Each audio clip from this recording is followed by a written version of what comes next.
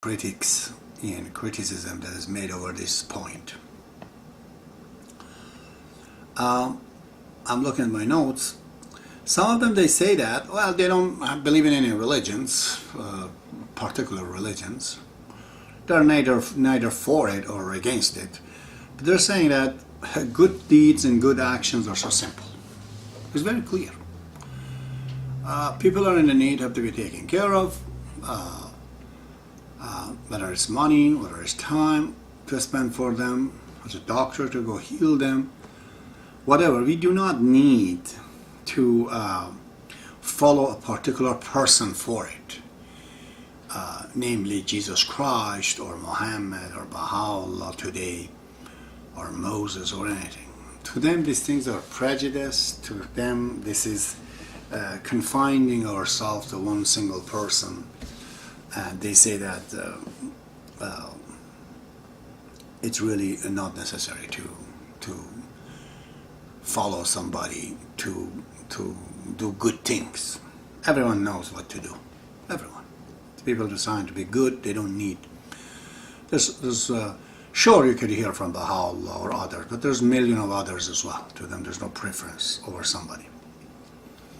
So I have to answer this, that unfortunately, or fortunately, there's absolutely only one way, today and yesterday and tomorrow, and that is to follow the center of the universe, the God that would manifest himself in the planet through a person. It's very logical,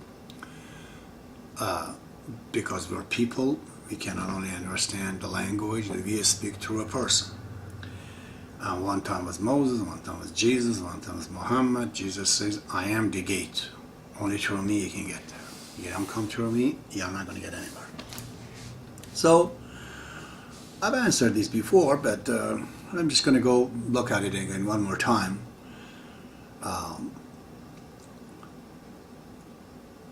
For everything in the world right now we want to do, we usually need some information. We need some training. We do need teachers. Name anything, from music to filmmaking, writings, I don't know, carpentry, plumbing, anything you want to do, you need a teacher. That's what we have to. Oh, and spirituality is not an exception. If you want to know what kindness really is, so you have to have a training, or else you're going to give your money to a fellow off the streets who wants to buy some crack and cocaine. Okay, boy, you get this money. He goes and gets crack, and he gets, in the street, and bang, car hits him because he was just totally not himself. How do we know where to give? To whom do we give? This is big question. You give is not going to have a result, going to have a negative result. You're giving wrong things to a person. The guy needs medicines, but you're giving him poison. You're not a doctor. But a person in the need is not very easy for us to determine what he really, how to get to solve his problem. So, spirituality, we need a teacher. So, let's say if the guy, you want to go learn some physics, and the guy, your teacher, doesn't have any idea about physics, how can he teach you? If he wants to teach you physics, he has to know physics in order to teach you physics. And the spirituality is the same way. There is nobody like Baha'u'llah that has demonstrated the attributes that we even do not know what they are. When you read the Baha'i history, it's really a very amazing book, the histories of the Baha'i faith, because all these attributes comes into the demonstrations. Then we understand, what do we mean by love, by loyalty, by faithfulness? 20,000 Baha'i martyrs. They're all in the order of Baha'u'llah and the Bab. They went and martyred because they were defending the goodness, defending the God, defending the truth. And they have demonstrated all the attributes that we want. Baha'i faith is very special in that way. When Baha'u'llah talks about loyalty, what it means, he also demonstrates it to you. When you read the book and you read these martyrs and who they are, what they've done, any mind will be amazed, you know. And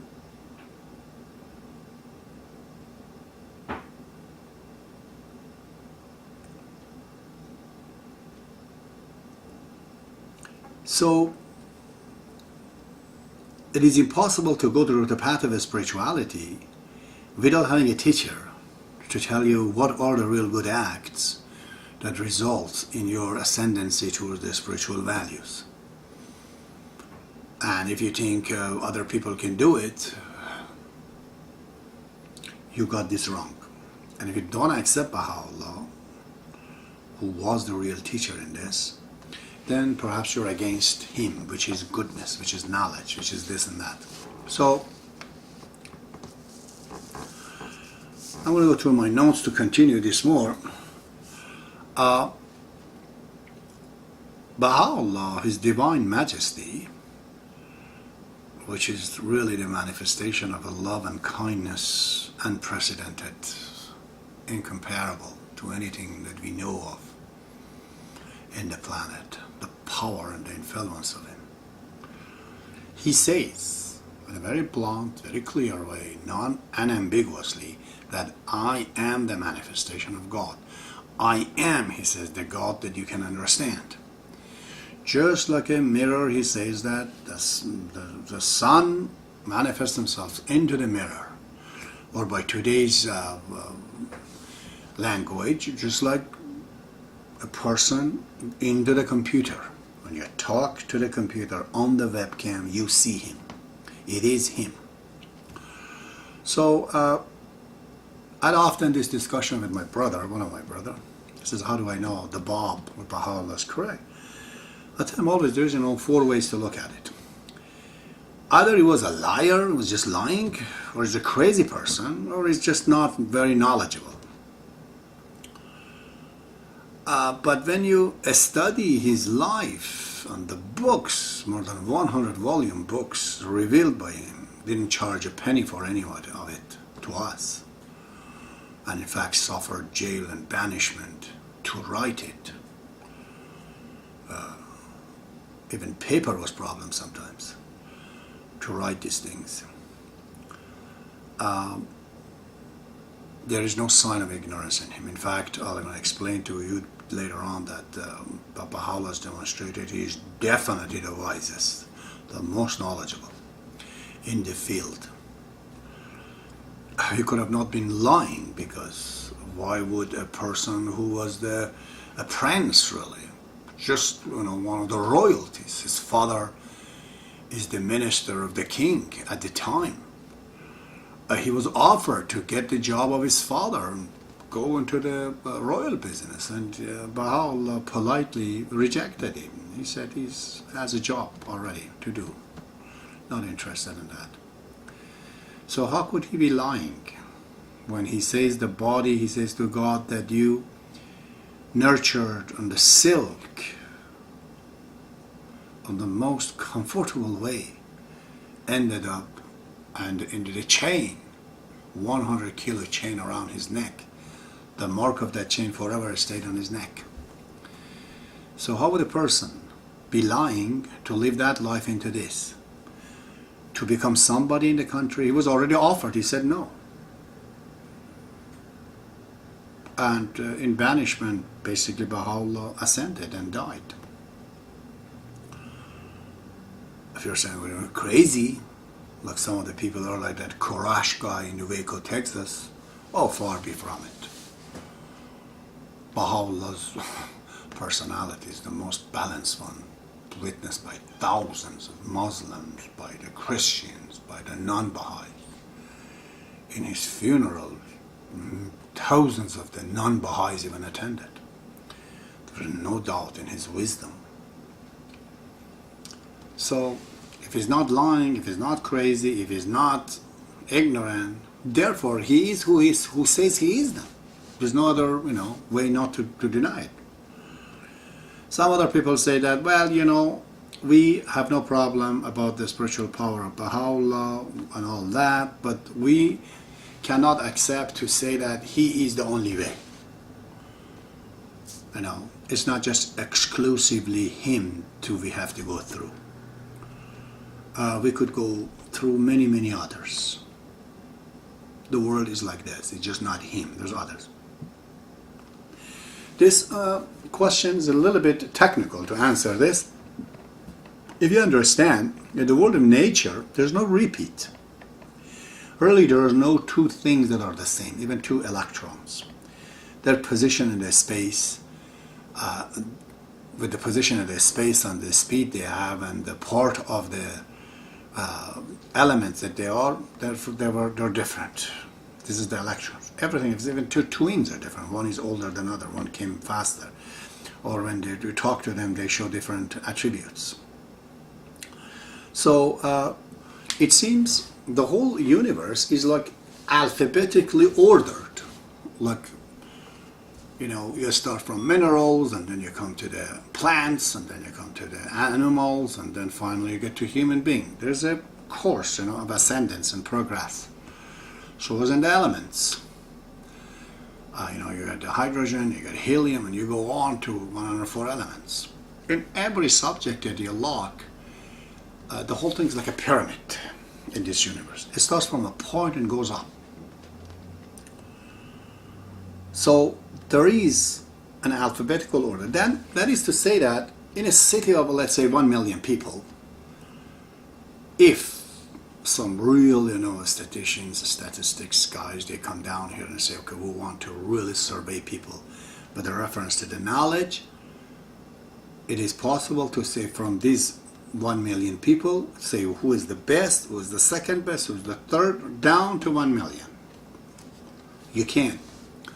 So people could be ordered based on their knowledge from 1 to 1 million in a city.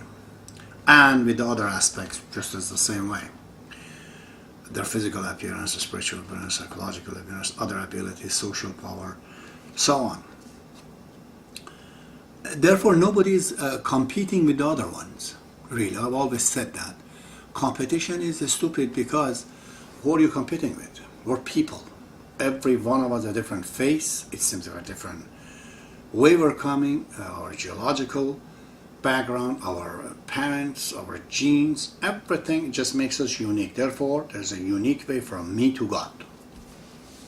That's the answer of the Bob. He says there's as many people, there's as many ways to God. It seems in the show, on the front of this show, everyone has his own seats with a number on it. So really, you can't compete one with another one. And if we go on right now in the survey, we find that in all the people of the earth, Baha'u'llah is the number one. There's absolutely no way for anybody to come close even to compete with it. So this is a claim that we'll have to a little bit to get into it and discuss it, what I mean by that.